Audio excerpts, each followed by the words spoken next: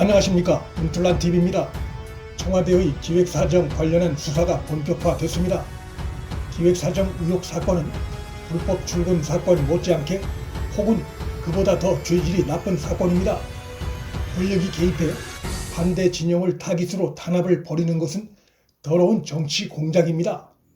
공수처가 이규원의 윤중천 면담 보고서 허위 작성 사건 관련해 지난달 말부터 아직 미온적이긴 하나 직접 수사에 나선 신용을 하고 있는 가운데 서울중앙지검 형사 1부에서도 이 사건에 이규원과 공범관계 의심을 사고 있는 이광철을 대상으로 조사가 진행 중입니다. 서울중앙지검에선 현직 검사 신분인 이규원이 연루된 부분에 대해선 공수처로 이첩했지만 이광철은 의무 이첩 대상이 아니기 때문에 중앙지검이 계속 수사를 벌이고 있습니다. 이로써 이규원은 수원지검과 공수처 양쪽으로부터 수사를 받는 기이한 처지가 됐습니다. 그런데 문재인과 정권이 당혹해할 만한 일이 벌어졌습니다.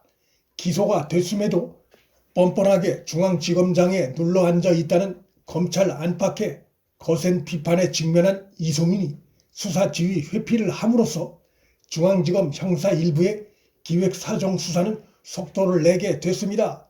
이송인이 수사 지휘를 회피한 것은 너무나 당연한 것이지만 회피와 이해관계 신고를 통해 서울중앙지검 자리를 계속 지키겠다는 계산이 반영된 것으로도 볼 수 있습니다. 하지만 문재인과 현 정권으로선 이송인의 수사 지휘 회피에 당황하게 됐습니다. 그가 불법 출금 사건뿐만 아니라 자신과 직접 연관이 없는 기획사정 의혹 사건 수사 지휘까지 회피한 것은 문정권으로선 불안 요소입니다. 불법 출금 사건과 성격의 차이가 나는 기획사정 수사는 이송인이 계속 사건을 뭉개주길 기대했을 텐데 함께 수사 지휘 회피 신고를 함으로써 기획사정 사건 수사는 정권으로선 방탄이 없는 상황이 됐습니다. 이송인의 수사 회피로 이 사건이 어디까지 튈지 알 수 없게 됐고 이 사건을 맡고 있는 변필검 부장검사는 걸림돌인 이송인 수사 지휘가 빠지게 됨으로써 기획사정 의혹 수사에 더욱 속도를 낼 수 있게 됐습니다. 당초 이 사건은 이송인의 직계 정진웅이 부장검사 시절에 배당된 사건으로 정권 눈치 보는 이송인에 의해 뭉개지고 있다가 정진웅 뒤를 이어 부임한 변필건 부장검사에 의해 수사가 시작됐습니다. 공작의 내용은 추악하기 짝이 없습니다. 윤석열 전 총장이 별장 접대를 받았다고 보도한 한겨레는 대형 사과문을 내야 했고 JTBC는 법원에 의해 7천만 원을 물어주라는 판결을 받았습니다. 곽상도 의원도 검찰 수사 결과 무혐의로 확인돼 이광철, 이규원 등을 고소했습니다.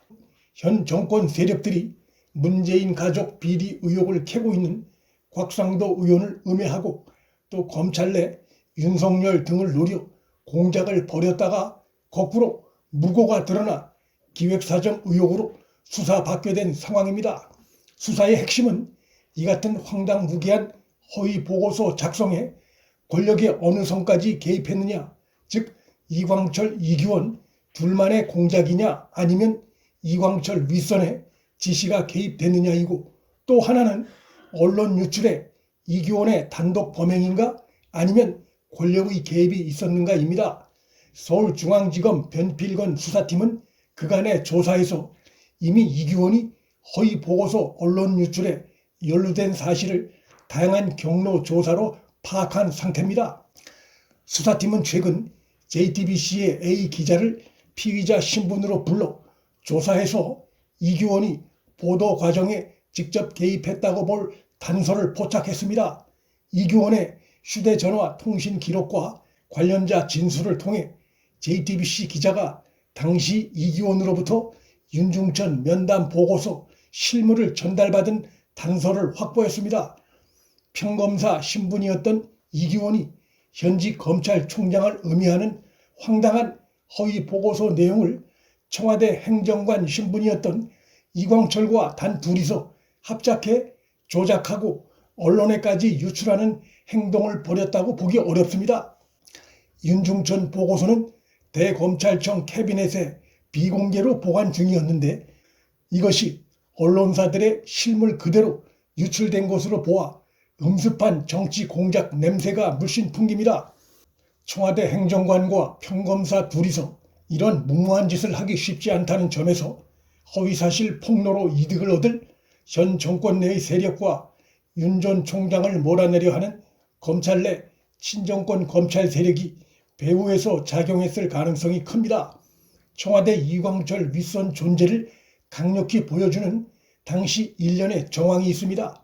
3월 초 청와대로 파견 나간 경찰의 비위 사실이 터진 버닝썬 사건이 불거져 청와대와 경찰이 비판을 받기 시작했고 3월 14일에 민감용 당시 경찰청장이 국회에 나와 영상 속의 인물이 김학의가 틀림없다고 주장했고 그 뒤에 이광철이 민감용이 좀 더 세게 발언했어야 했다고 한 문자가 포착됐습니다.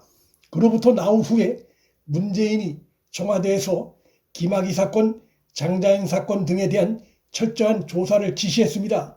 언론의 관심은 좀 더 자극적인 소재를 담고 있는 김학의 사건과 장자연 사건으로 쏠렸고 버닝썬 사건 수사는 묻혔습니다. 문재인은 이 같은 상황을 사전에 예상하고 긴급 특별 지시를 내렸을 가능성이 있습니다. 행정관 신분인 이광철이 정치 공작 행위를 평검사 신분의 이교훈과 둘이서 했다고 보기 어렵고 그를 청와대로 픽업한 조국과의 긴밀한 관계 속에서 일을 벌였을 가능성이 있고 그는 김학의 불법 출금 당시에도 조국과 긴밀한 관계에서 조국에게 보고하고 또 그로부터 지시받고 움직인 것이 수사로도 드러난 바 있습니다. 조국은 현 정권 내에서 소위 그들이 말하는 검찰개혁을 앞장서 추진해 왔는데 분위기 조성 차원에서 이 같은 공작에 깊숙이 연루됐을 가능성이 있습니다. 당시 허위 보고서가 6개 언론사에 조직적으로 뿌려진 것으로 전해졌는데 이 같은 행위 역시 이광철 배후 존재했을 가능성을 시사하고 있습니다.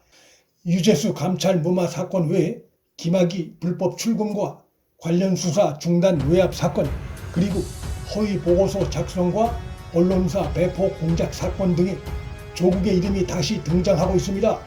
문재인 정권이 조국으로 시작해서 조국으로 망해가는 양상입니다.